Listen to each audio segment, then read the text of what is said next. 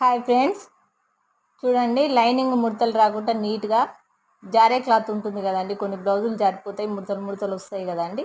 అలా రాకుండా ఇలా ఫస్ట్ పైన గీసుకోండి. క్లాత్ మధ్యలో సండర్ చూసి ఒక కుట్టేసుకోవాలండి.